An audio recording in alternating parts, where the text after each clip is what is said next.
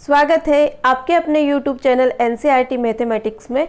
और पिछले दो वीडियोस में हम देख चुके हैं कि एल्जेब्रिक आइडेंटिटीज के बारे में और उनको बनाना सिर्फ हम उसको सीखे थे a प्लस बी की पावर 0, a प्लस बी की पावर 1, a प्लस बी की पावर 2, a प्लस बी की पावर 3। इस तरह a प्लस बी की पावर देखा हमने 0, 1, 2, 3, 4, 5। इसी तरह हम आगे भी बना सकते हैं 6, 7, 8, 9, 10। ओके, ये देखा था हमने, पिरामिड के अकॉर्डिंग देखा था।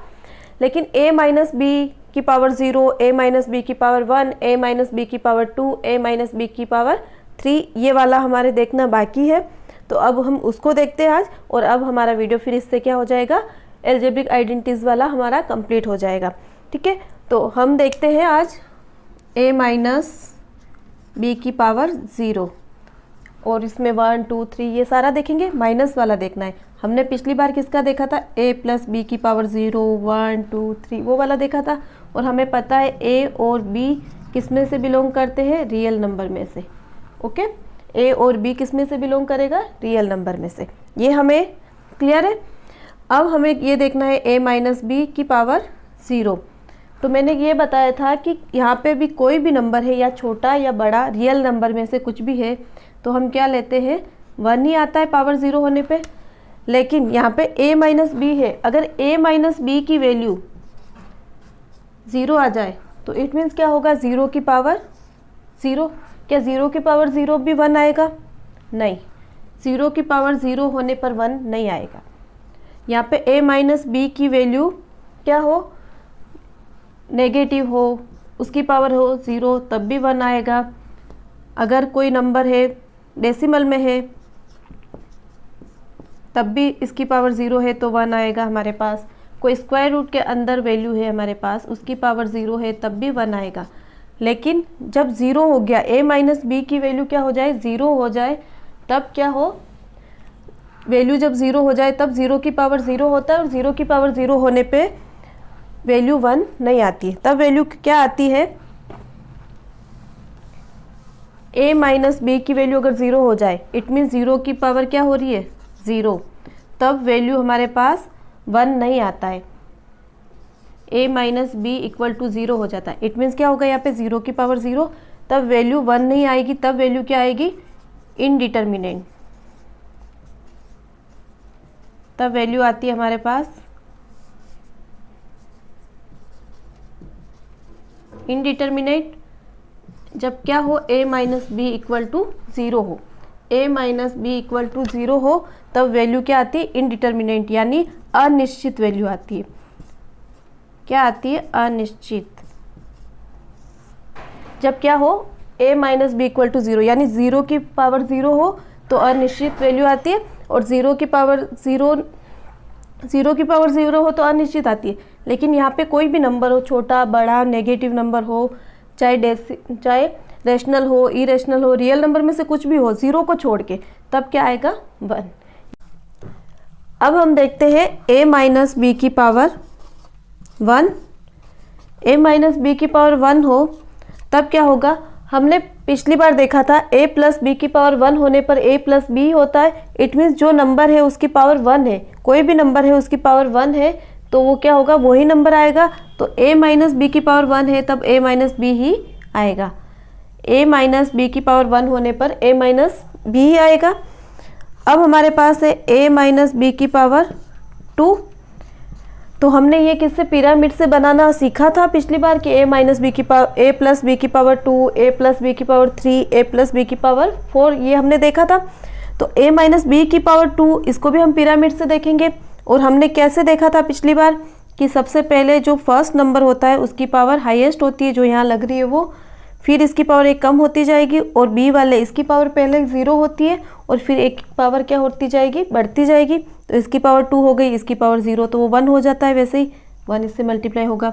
फिर इसकी पावर 1 कम हो गई और इसकी पावर 1 बढ़ गई, फिर इसकी पावर 1 और कम हो गई और इसकी पावर 1 बढ़ गई। ये हो गया। अब इनके मल्टीप्लाई में उस पिरामिड से लगाएंगे, यहाँ पे मल्टीप्लाई में 1 लगाएंगे तो 1 से मल्टीप्लाई होकर ये आ जाता, तो 1 नहीं लगाएंगे, फिर 2, और पिरामिड से फिर वापस मल्टीप्लाई में 1, तो 1 लगाने की ज़रूरत नहीं है। अब हम ये देखेंगे कि यहाँ पे माइनस है तो यहाँ प्लस माइनस कैसे लगेगा।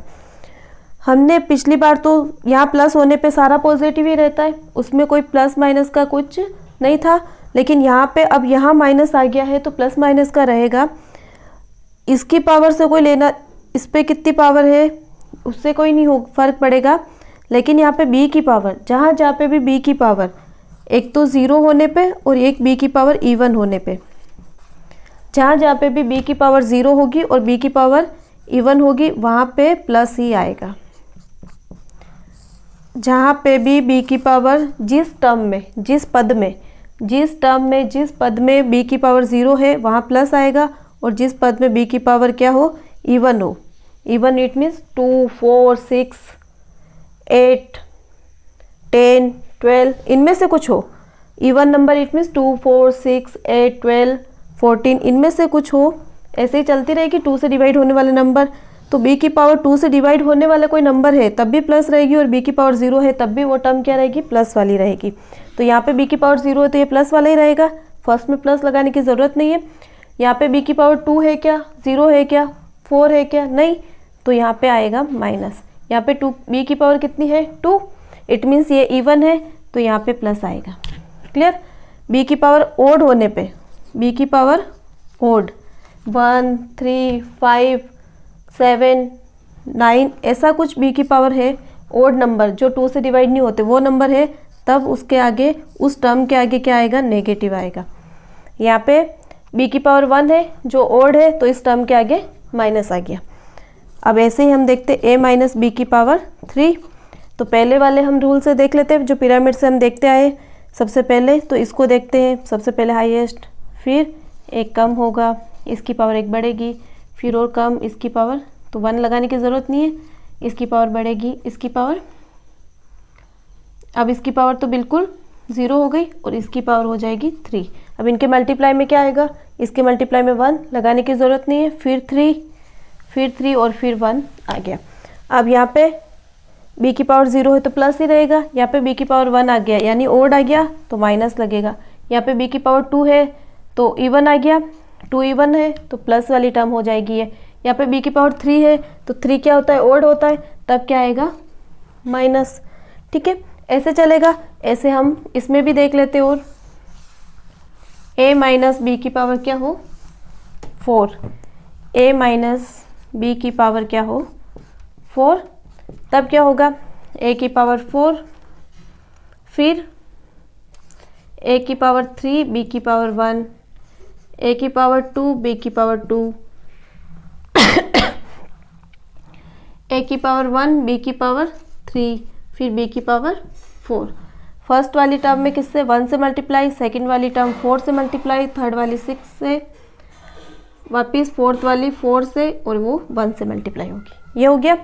यहाँ पे b की पावर 0 तो प्लस वाला रहेगा, यहाँ पे b की पावर 1 है तो माइनस, यहाँ पे b की पावर 2 है तो प्लस, यहाँ पे b की पावर 3 है तो माइनस, वहाँ पे b की पावर 4 है तो प्लस। इसी तरह a माइनस b की पावर 5 का भी हम कर सकते हैं। कैसे होगा, a की पावर 5, फिर a की पावर 4b,